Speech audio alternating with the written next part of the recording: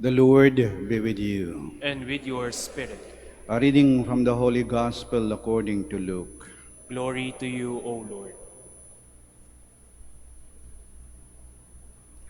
Tax collectors and sinners were all drawing near to listen to Jesus.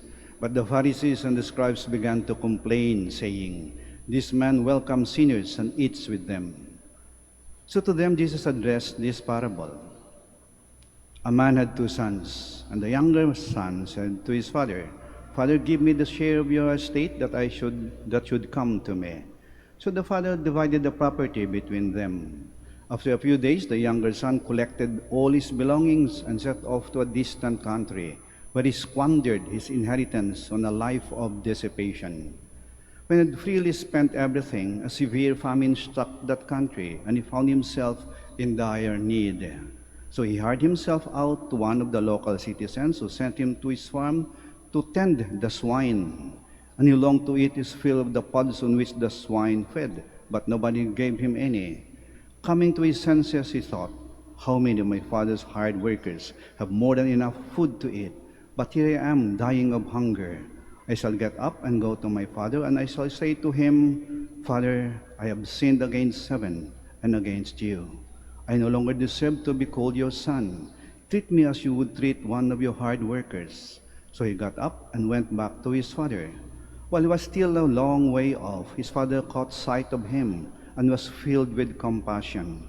He ran to his son, embraced him, and kissed him. His son said to him, 'Father, I have sinned against heaven and against you. I no longer deserve to be called your son.' But his father ordered his servants, 'Quick, bring the finest robe and put it on him. Put a ring on his finger and sandals on his feet. Take the fattened calf and slaughter it. Then let us celebrate with a feast, because this son of mine was dead and has come to life again. He was lost and has been found.' Then the celebration began. Now the older brother had been out in the field, and on his way back, as he neared the house, he heard the sound of music and dancing. He called one of the servants and asked what this might mean. The servant said to him, 'Your brother has returned, and your father slaughtered the fattened calf, because he has him back safe and sound.' He became angry, and when he refused to enter the house, his father came out and pleaded with him. He said to his father in reply, 'Look, all these years I served you, and not once did I disobey your orders.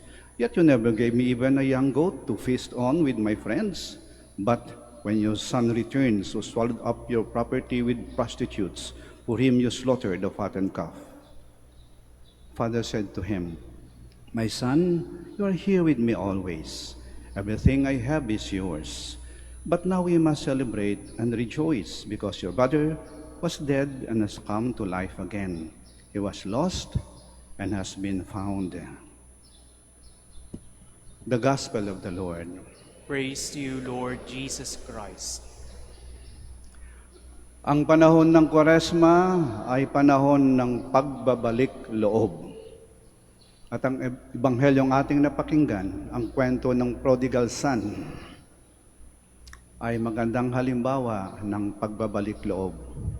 Ito ay kwento ng isang anak na lumayas sa tahanan ng kanyang ama. Pagkatapos niyang kunin ng kanyang mana, nagpasasa siya, nagpasarap, nilustay niya ang kanyang mana. Siya'y namuhay sa labas. Ibig sabihin ng pamuhay sa labas ay hindi yung nag-abroad, sa ibang bansa, hindi. Namuhay sa labas ng grasya ng Diyos. Namuhay sa kasalanan. Sa una, masaya. Nagpasasa sa kanyang kayamanan. Pero yan ang sumpa ng kasalanan. Sa una ang sarap, sa huli ang hirap. Kung gaano kataas ang lipad, gaano kababang bagsak. Namuhay siya sa kasalanan. At anong kahulugan ng pamuhay sa kasalanan? Sa labas ng grasya ng Diyos, namuhay siyang kasama ang mga baboy. Napakarumi. Yan ang ating kalagayan pag tayo na sa labas ng grasya ng Diyos. Yan ang kahulugan ng pamumuhay sa kasalanan. Kaya sa'yo natauhan, sabi niya, babalik ako sa aking ama. Babalik ako sa loob ng tahanan ng aking ama. At siya ay nagbalik loob. Malayo pa siya, nakita na siya ng kanyang ama. Ibig sabihin yung kanyang ama, walang ginawa kundi hintayin ang kanyang pagbabalik. Araw-araw, gabi-gabi, hapon, umaga, naghihintay siya, tumitingin sa malayo. Alam niyang babalik ang kanyang anak. Alam ng ama, kahit gaano kalayo marating mo, kahit saan ka mapadpad, kahit anong ginawa mo, o anong ginawa sa iyo, babalik ka sa pamilya mo. Kahit gaano kahabang prosesyon, babalik din yan sa simbahan. Kaya, nagbalik loob ang anak at tinanggap ng ama. At sila ay nagsaya, nagpiesta.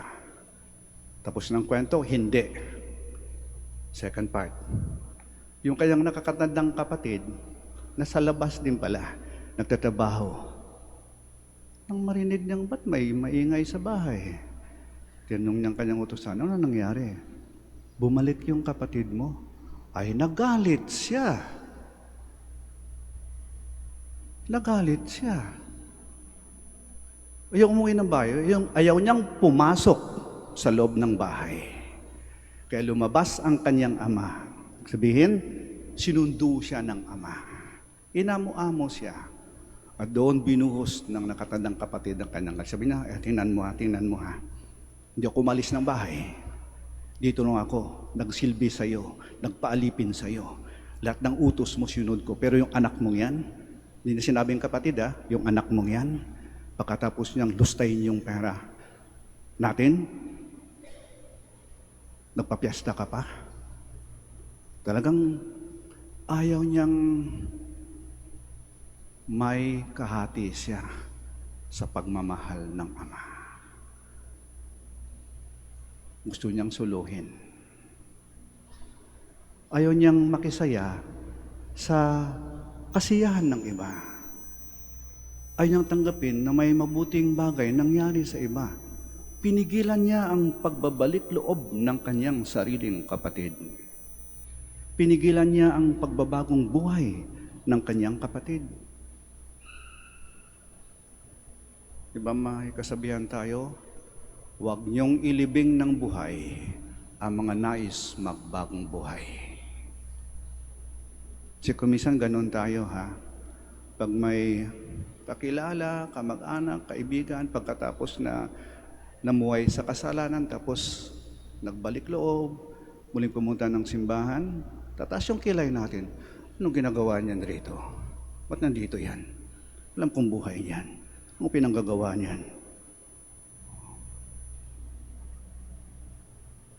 Kaya maganda yung ginawa ng ama.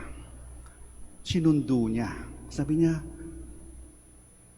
pumasok ka na sa loob. Kapatid mo yan Nawala siya, natagpuan. Parang namatay siya, muli siyang nabuhay.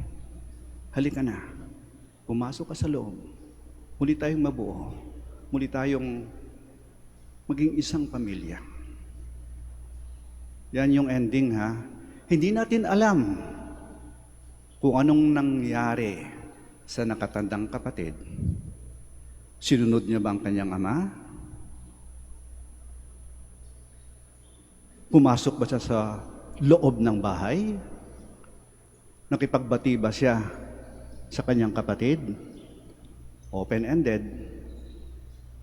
Ganyan si Kristo pag nagkwento. Ibig sabihin, hindi ko to kwento.